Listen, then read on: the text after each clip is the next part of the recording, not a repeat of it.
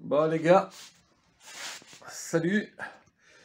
Donc reprise des vidéos après un petit passage de 2-3 semaines pas très bien niveau santé quoi. Donc j'ai été testé, j'étais pas bien.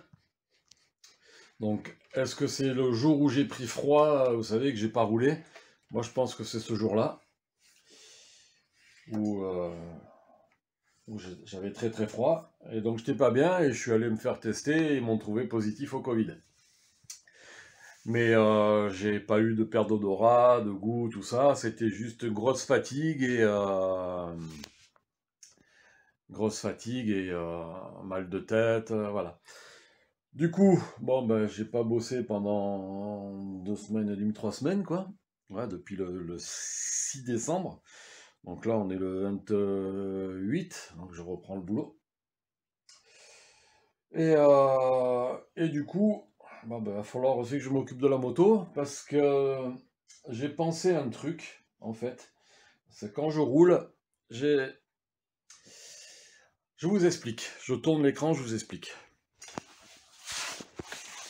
Voilà.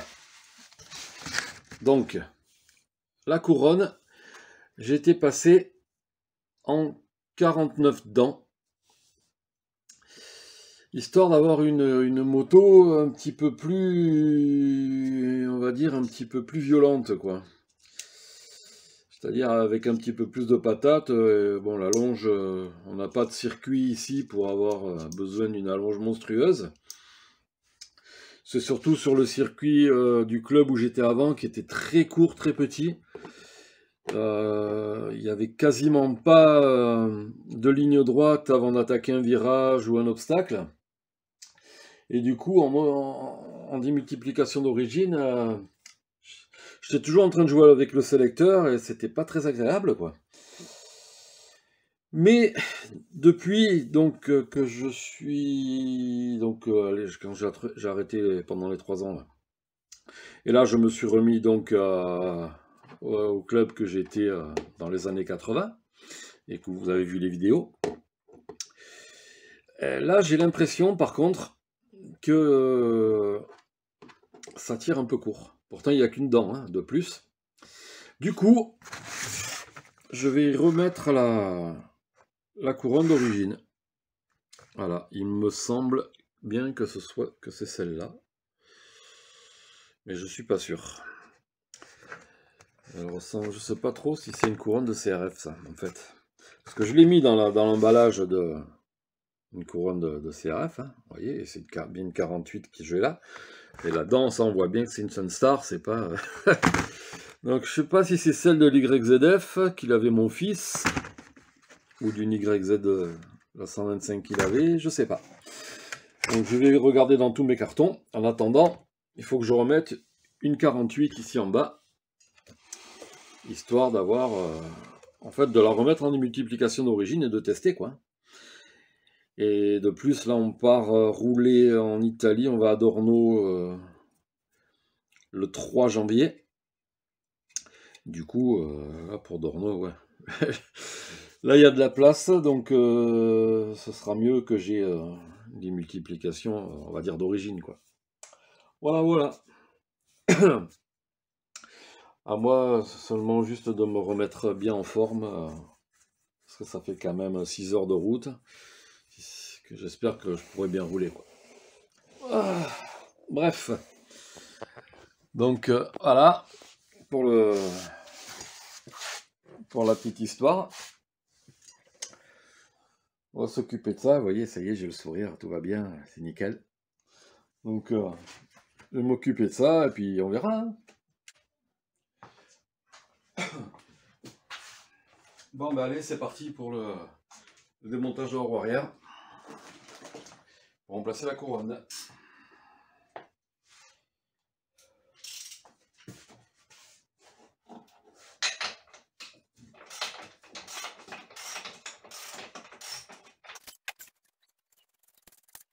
Donc, vous savez, je vais démonter une roue.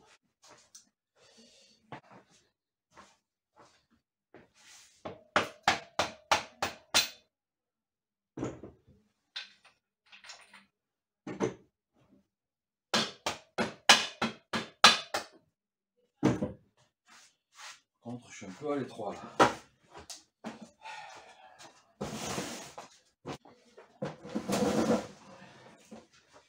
Voilà.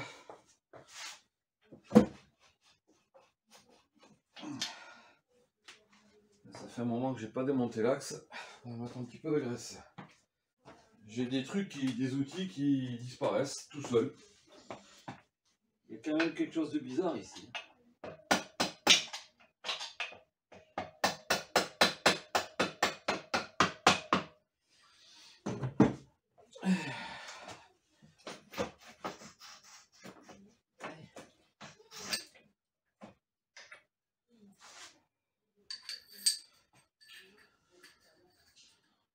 Ça, il va falloir mettre de la graisse.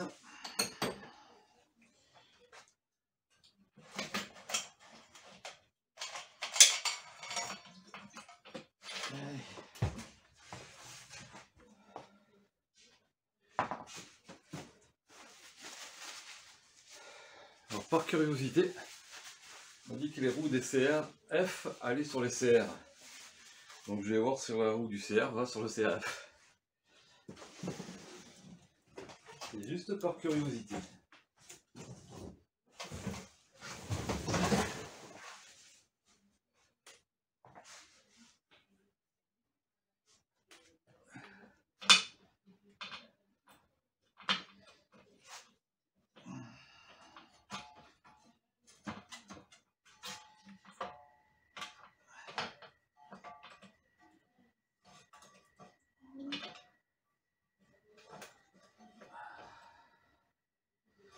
Bon, j'essaierai dans l'autre sens parce que là, le disque il n'est pas à la même épaisseur et les plaquettes sont déjà écartées de l'autre côté.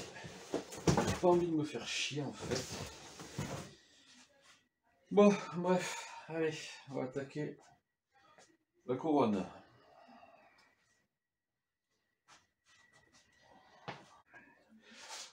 Une petite parenthèse, donc là la roue, je l'ai fixée dans les taux, j'ai fixé l'axe, j'ai posé la roue dessus, comme ça c'est plus facile, je fais tourner pour dévisser mes vis de couronne.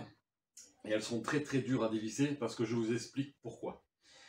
Alors, vous avez ici la vis de couronne, la rondelle, une rondelle, et votre écoufrein avec rondelle intégrée également, une collerette là, vous voyez. Et lui, c'est un écoufrein avec le frein en métal. Il y a aussi le nil stop avec la bague en plastique à l'intérieur. Donc, pourquoi je vous explique ça? En fait, bon, je pense que beaucoup le savent, mais moi je vais vous expliquer comment je l'ai appris. Donc en 1980, j'ai eu ma première moto d'occasion, une 125 RMN, donc le modèle 79. Et au bout de deux ou trois semaines que je l'avais, je débutais le motocross. J'ai pété le moyeu arrière. Et du coup, ben, il a fallu que je le fasse changer. Donc j'achète le moyeu chez Suzuki, les rayons, tout faire changer. Donc plus la main d'œuvre et tout, ça m'avait coûté une blende. Donc à 16 ans, quand on ne travaille pas encore, c'est un peu tendu. Et du coup, les anciens m'avaient dit, quand tu remontes la couronne, donc tu montes les vis neuves, là elles sont nickel, de toute façon, j'ai pas à les changer. Toujours placer, donc une fois qu'on a mis la vis dans la couronne et qu'il est déplacé le moyeu, toujours y mettre une rondelle. Et ensuite, un écoufrein, donc lui avec la collerette, bien entendu, comme ça, ça rajoute une portée supplémentaire pour appuyer sur l'ensemble, pour le serrage. Et puis c'est une petite rondelle également. Donc des fois, vous en avez avec des petits crans en dessous, vous pouvez les prendre aussi.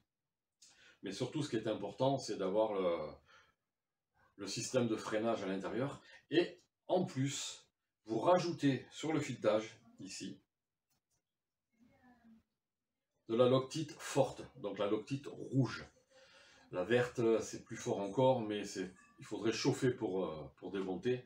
La rouge, ça suffit très bien, je suis en train de le faire, croyez-moi, ça bloque bien. Donc du coup, avec ce truc-là, depuis 1981, et je peux vous dire que j'en ai changé des couronnes, hein, je n'ai jamais eu un moyeu, une couronne qui s'est desserrée et j'ai jamais pété un moyeu. Voilà, c'était la petite parenthèse importante au cas où certains n'étaient pas au courant de cette petite astuce. Voilà, j'ai eu la couronne. Bon, j'ai un petit peu galéré, mais je préfère ça et être certain de ne pas la perdre, hein, que ça ne se dévisse pas, enfin pas la perdre on la perd pas, mais qu'en se dévissant, elle vienne bouger sur le moyeu et elle vienne se casser, quoi. J'ai un moyeu là, un moyeu de CR, donc en fait, on peut les visser dedans. C'est les mêmes fixations déjà. Donc quand ça se dessert, ça fait ça, et après, paf, et ça vient casser les pattes du moyeu derrière, vous savez. Donc on serre comme il faut, et ça bouge plus. Donc, la 49 dents que j'avais montée, pour avoir un petit peu plus de patates sur le 450 par rapport au circuit où j'allais rouler avant.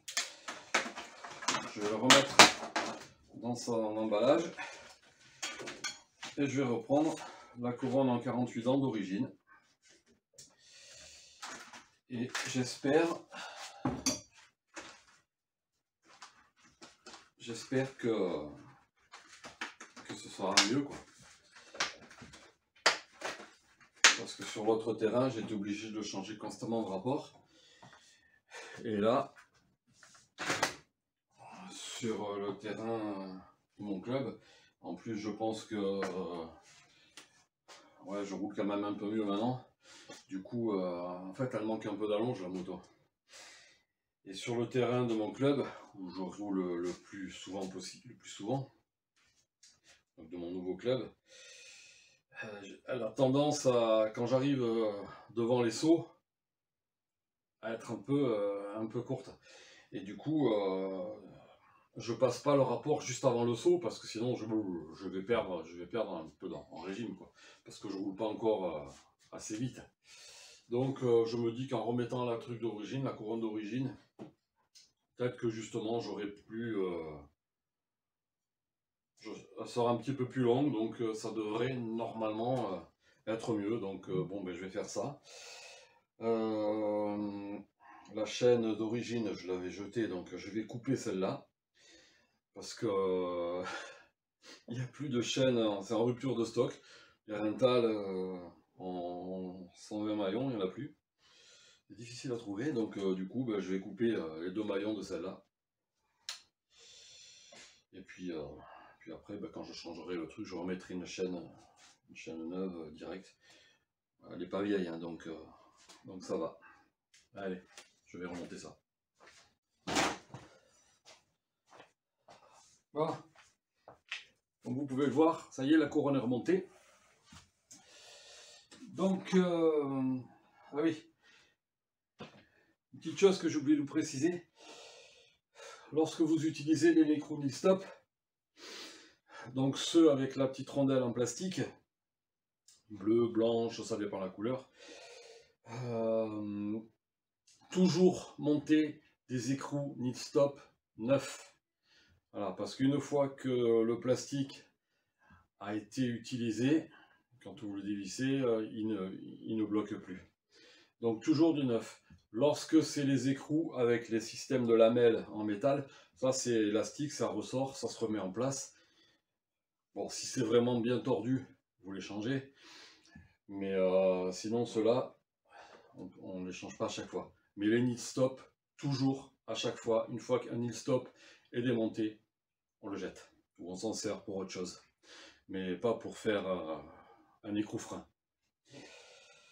Donc là, je vais remettre ça en place. Je vais nettoyer l'axe, mettre de la graisse. Voilà, l'axe est nettoyé, graissé. Pas besoin de mettre une tonne de graisse sur l'axe. Ça ne sert à rien. Par contre, avant, je vais démonter la chaîne. Donc en attendant, je mets l'axe dans le silencieux. Je vais déclipser la chaîne.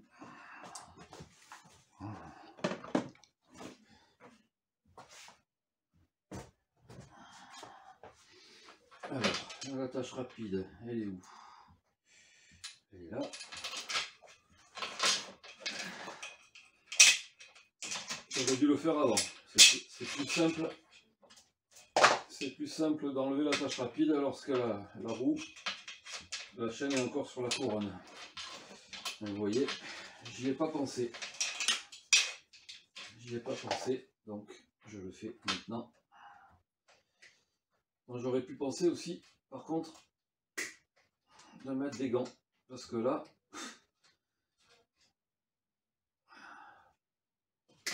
c'est carrément pas simple de le faire quand la chaîne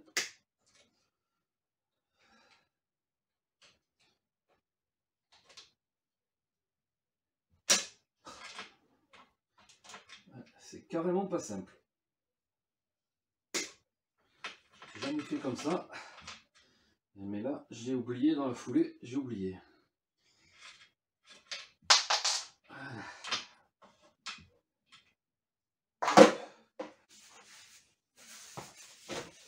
S'il y a bien quelque chose que j'oublie jamais de faire, c'est de graisser la chaîne. Et du coup, j'en ai plein les doigts. Alors, à nous deux.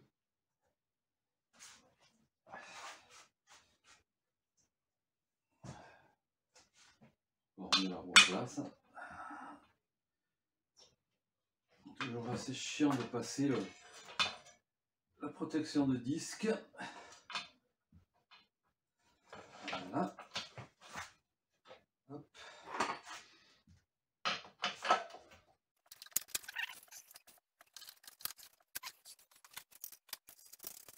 Donc là maintenant j'approche l'écrou au maximum.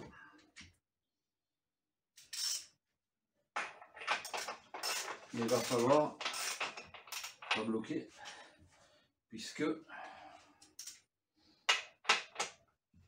puisqu'il va falloir régler la tension de la chaîne. Alors, je vais chercher le coupe-chaîne. Voilà, pour ceux qui ne connaissent pas. Ça c'est le premier, ça s'appelle un dérive-chaîne.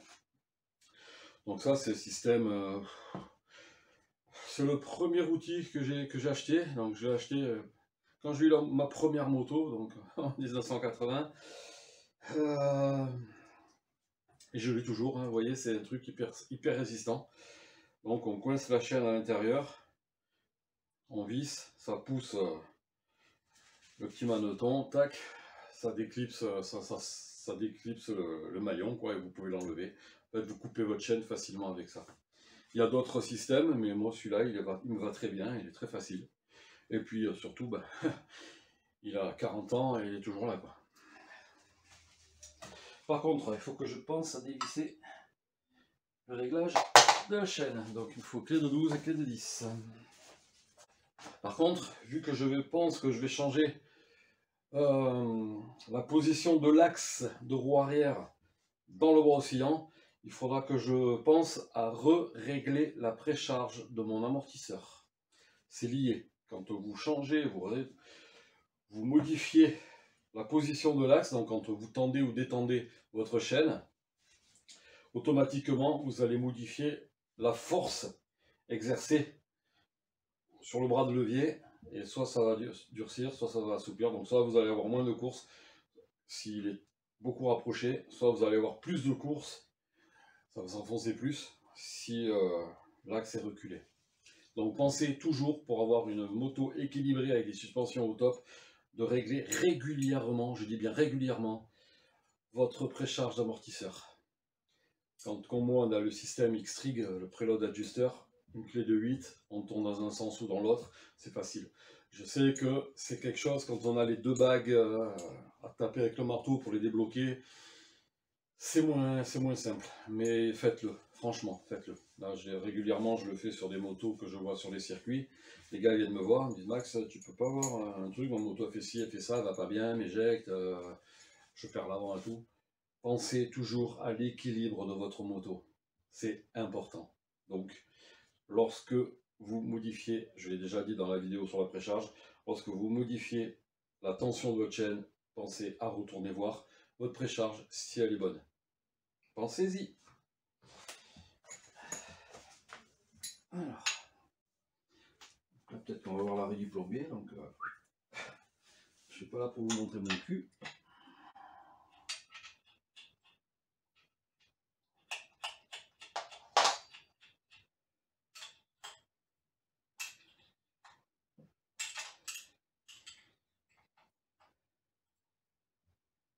Par contre, je vais mettre un petit peu de WD. Ça fera pas de mal.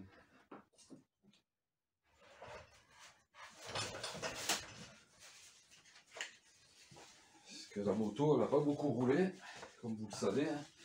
Et du coup, j'ai pas beaucoup eu besoin de toucher à la tension de la chaîne. Ce qui fait que c'est un petit peu dur. Et j'aurais pas envie que ça se bloque à l'intérieur. Donc, un petit coup de WD là-dedans.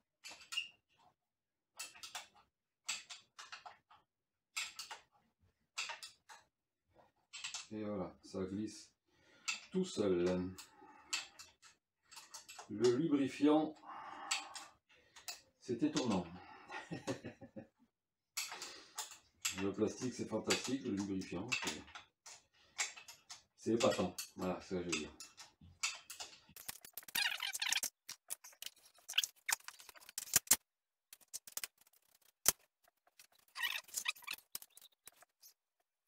Par contre, je me rends compte que le Karcher de la dernière fois n'est pas super clean. Hein. Pas trop eu le temps de m'attarder dessus.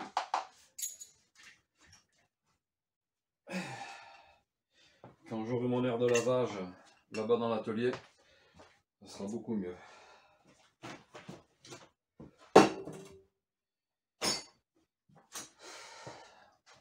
Alors,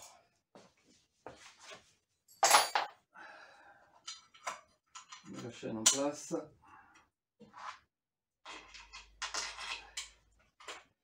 Et maintenant, j'avance la roue. Si elle veut bien. Voilà, au maximum.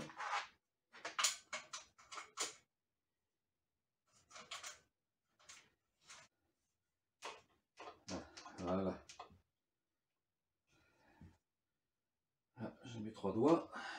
Donc je vais couper le maillon qui est là. Très bien. C'est tout simple. On prend la chaîne, on glisse le dérive chaîne sur le maillon coupé. On tourne. Je regarde bien que je ne me sois pas trompé.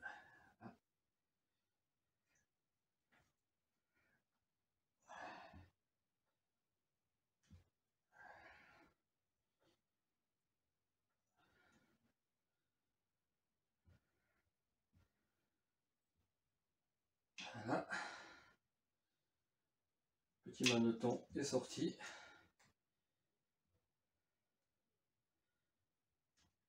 Je fais la même chose sur celui-là.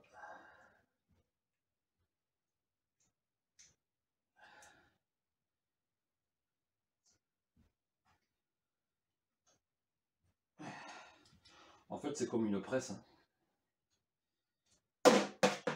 Voilà, c'est coupé.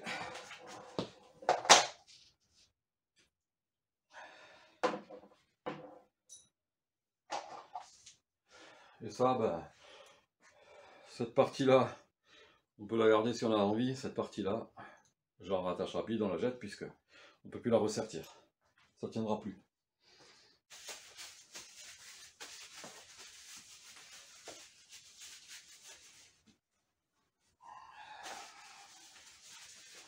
Alors, je remets l'attache rapide en place.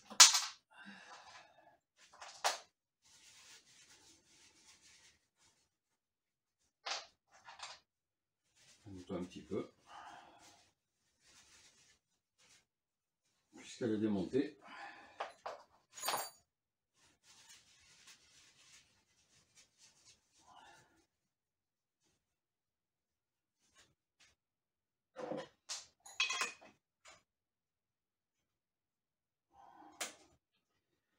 On enlève le devant.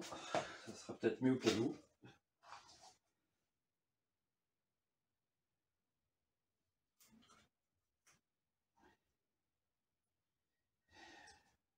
Bien entendu, le clip, toujours dans le sens de rotation de la chaîne. Parce que si c'est dans l'autre sens, s'il y a quelque chose qui vient se bloquer, un petit caillou ou quoi, l'attache rapide, le clip se saute et vous perdez la chaîne. Voilà. Donc ça, c'est réglé. Maintenant, là, on va s'occuper de l'alignement de la roue et la tension de la chaîne. Bon, là, je vois que moi, j'aime bien avoir 3 doigts quand j'ai les doigts ici au niveau du début du patin de chaîne. Donc, vous regardez sur le manuel de votre moto, c'est marqué de toute façon. Des fois, il y a même un autocollant ici, moi je l'ai enlevé. Voilà, moi j'ai mes 3 doigts. Du coup, après, ouais, ça fait un petit peu de bruit, vous l'entendez sur les vidéos. Ça fait un peu ça quand je roule, mais je préfère plutôt que ça tire trop sur le pignon de sortie de boîte et que ça crée une contrainte. Et des fois, ça peut aider aussi à péter la chaîne lorsqu'elle est complètement enfoncée. Donc, je préfère un petit peu plus détendu. Mais le réglage de la chaîne, c'est un petit peu à chacun comme il a envie, quoi. Moi, j'ai toujours réglé comme ça. Je croise les doigts, j'ai jamais eu de soucis, donc je continue. C'est pas à 56 ans que je vais changer mes habitudes, les habitudes que j'ai eues dès 16 ans, quoi. 40 ans déjà. Ça passe vite. Profitez, les gars. Ça passe super vite. Alors, maintenant, je vais regarder que mon alignement. Ah oui, un truc. Mettez toujours une hop, voilà. Quand vous allez visser votre axe, après à la fin, et là pour être sûr que ce soit bien plaqué, vous mettez une clé entre la couronne et la chaîne ou un chiffon. Comme ça vous êtes bien plaqué là. Alors, maintenant je vais regarder ici où je suis. Donc celui-là, il est à un peu plus de... Tac. Normalement, de côté, ça devrait être la même chose. Voilà, bah écoutez, la roue elle est bien, elle est alignée, elle est tendue comme je veux. Du coup, je vais bloquer mon axe et après je viendrai bloquer mes petits contre-écrous.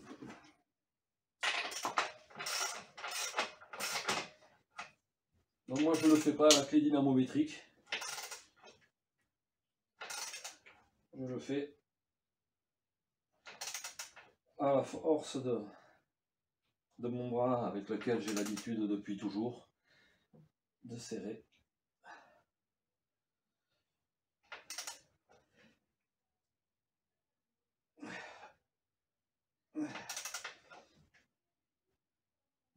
De toute façon, voilà, elle ne se barrera pas. Hop.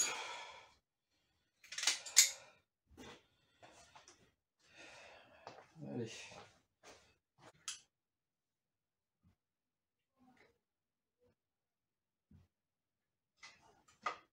Toujours bien. Pensez à appuyer sur la pédale de frein aussi. Pour les plaquettes. Sauf qu'au propre des coups de frein, vous pouvez avoir des surprises.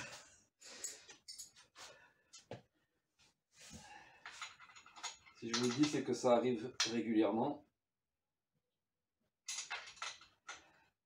Ça a même dû m'arriver à moi. J'ai pas le souvenir, mais ça a dû m'arriver.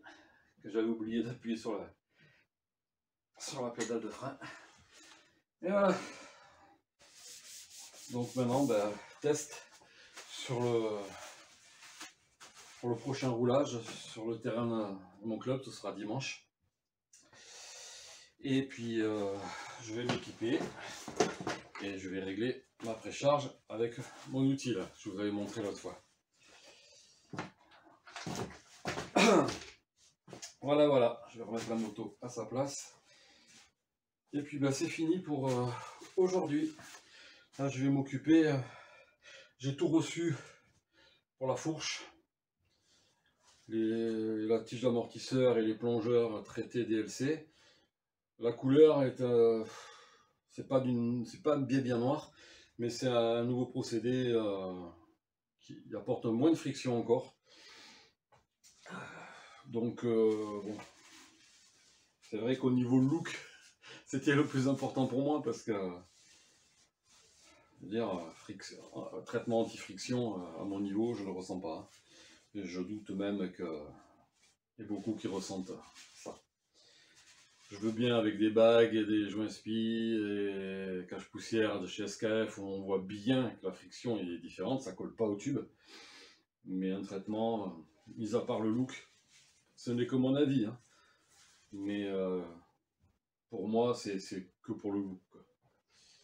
Après, bon, chacun va dire ce qu'il veut, hein. Mais moi, ça doit fonctionner, bien entendu, mais à mon niveau, je ne le ressens pas. Voilà. Je me sous-évalue peut-être, mais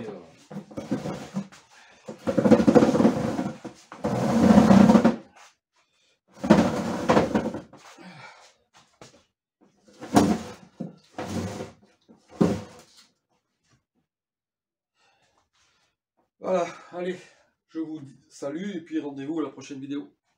N'oubliez pas de, si ça vous fait plaisir, moi ben, ça me fait plaisir, de vous abonner, de liker, de partager, donc le pouce bleu et compagnie, la petite cloche, vous savez faire, hein, c'est pas à moi de vous faire la leçon, vous savez faire, donc si vous avez envie, bah, vous likez, vous partagez, vous vous abonnez, et puis bah, plus on est de fous, moins il y a de riz, comme disait Michel Leb.